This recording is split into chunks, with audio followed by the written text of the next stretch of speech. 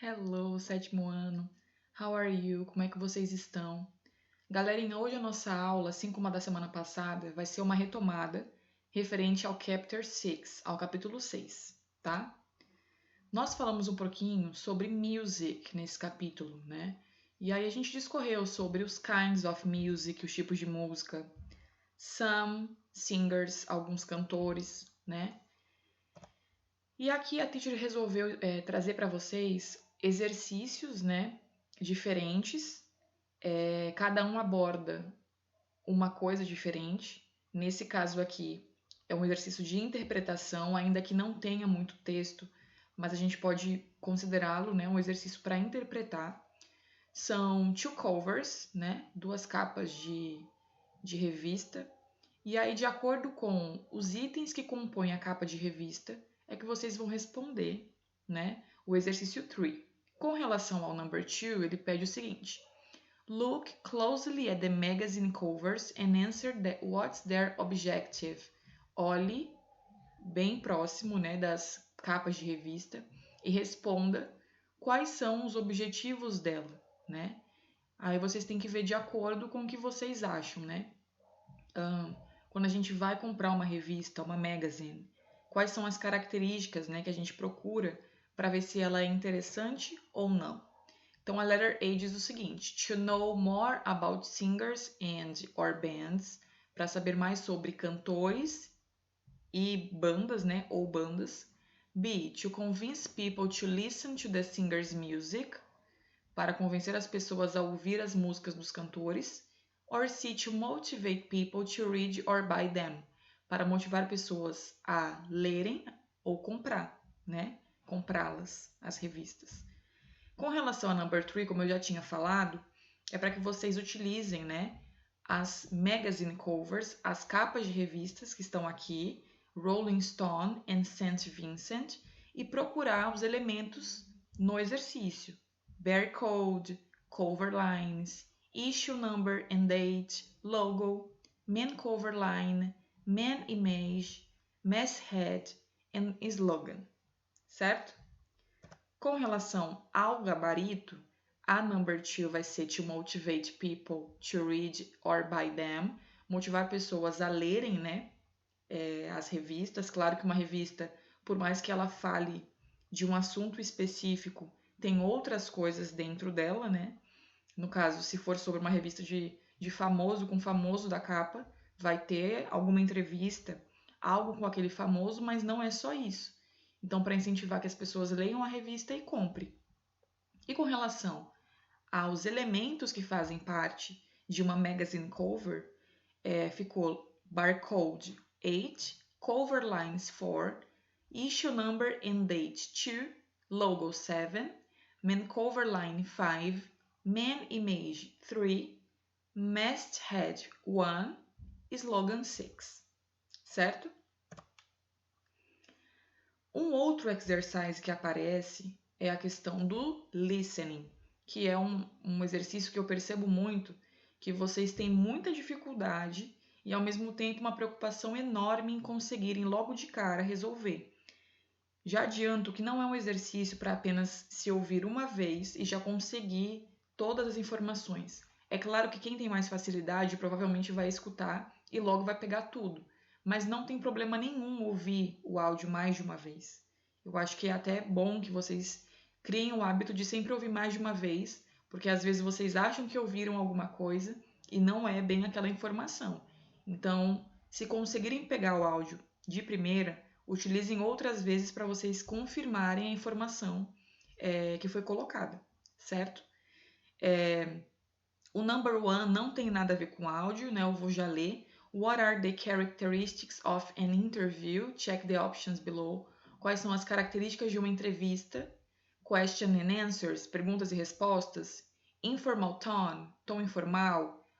Monologues, monólogos, que é quando só uma pessoa fala.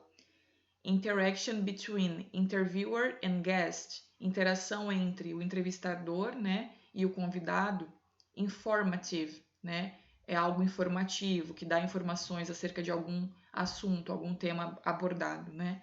Então, aí no caso, vocês escolham o que vocês acham que são os elementos principais de uma interview. E vamos agora para o number 2. Listen to the first part of an interview and answer the questions. O áudio a Trisha vai colocar aqui no próprio slide. Se vocês sentirem a necessidade, ouçam ele mais de uma vez, ok? Let's listen, vamos ouvir.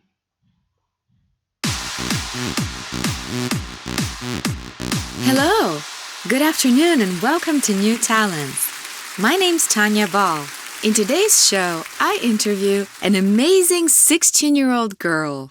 She is a singer from South Africa and is a huge success online with the hit Love You More. So here she is, Jess K. Certo? É um áudio bem pequenininho, bem curtinho. Muitas vezes vocês até conseguem pegar a maioria das informações. Com relação ao gabarito, what are the characteristics of an interview? Questions and answers, né? As pessoas elas são perguntadas e devem responder o que está sendo perguntado. Informal tone. Para ser entrevistado não é nada muito formal, as pessoas querem utilizar uma linguagem que atinja, né, um público maior, então não é nada muito robótico, as palavras não são em tom muito complicado. Monólogo não, porque para você ser entrevistado, alguém pergunta e alguém responde. Tem que haver interação entre quem está entrevistando e o convidado e, obviamente, informativo, né? A entrevista ela vai ser baseada em algum tema e alguém vai ter que estar lá para responder esse tema. Então, é trazer informação para o telespectador, para quem está assistindo. Com relação ao number 2, esse sim sobre o áudio que nós ouvimos. What's the name of the show? Qual é o nome do show? Lembrando que show é utilizado como programa, né, nesse caso, de TV. The name is New Talents, né, novos talentos. Who is the hostess? Que é a apresentadora. Tanya Ball. Who is she interviewing? Quem ela está entrevistando. Jess K, a singer from South Africa. A Jess K, que é uma cantora da África do Sul. And why is she on the show? Por que ela está no programa? Because she is a new talent. She has a big hit on the internet. Porque ela é considerada um novo talento e ela tem, né, um grande hit na internet, uma música que se transformou em hit. Com relação agora, aqui é uma extensão do outro exercício, é um outro áudio, ainda sobre a Jess K, mas um outro áudio. So listen to the interview and check the correct answers. Vou colocar mais uma vez o áudio para vocês conseguirem responder. Hi, Jess. It's so good to finally meet you. Hi, Tanya. It is a pleasure to be here. You're only 16 and you're already a star. Your videos have millions of views on YouTube and you have a lot of fans. That's impressive. Yeah, I was lucky, I guess. Lucky and talented? Tell me, how old were you when you started singing? When I was really young, I liked to sing to my family. When I was 12, I recorded myself singing a Beyoncé song. She is a big influence for me. And I put the video on YouTube, and there were so many likes and comments.